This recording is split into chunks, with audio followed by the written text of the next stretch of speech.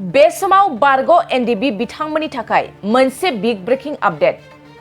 बारग' एनडीबी बिथांमोननि थाखाय मोनसे जोबोद मोजां खौरां। बर' हारिनि थाखाय 34 बोसोर सोमावसारबोनाय बारग' एनडीबी बिथांमोननि थाखाय बीटीआर सरकार आरो रायजो सरकारा मोनसे मोजां थांखि लाबाय। बीटीआर सरकार आरो रायजो सरकारा बारग' एनडीबी बिथांमोनखौ साख्रियाव थिसननाय थांखि लाबाय। बारग' एनडीबी बिथांमोननि थाखाय आसाम पुलिसाव 2% रिजार्भफोर सोनाय जाबाय।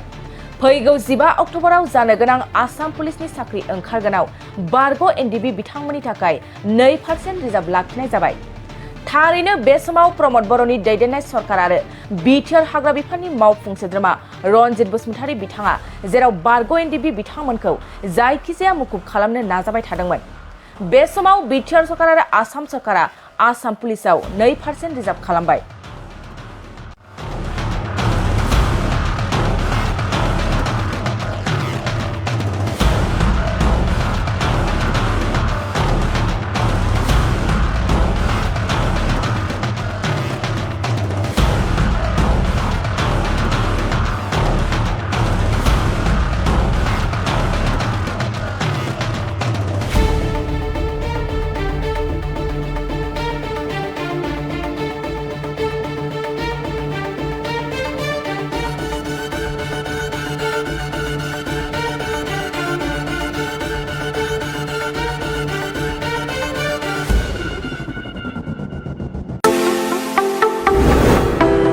दुर्गा फुजानि धामाका दख'ना डिजाइन।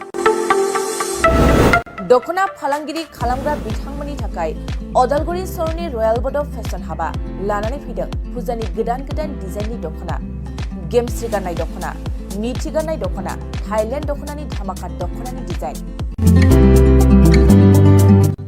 दख'ना फालांगिरिफोरनि थाखाय अदालगुरि रयेल बड' दख'ना गलायाव मोननो हागोन। नोंथांमोना गेमस्रि गाननाय दख'ना, मिथि गाननाय दख'ना, सिखिरि दख'ना, आर'नाइ दख'ना आरो थाइलेण्ड दख'नाखौ हलसेल रेटआव।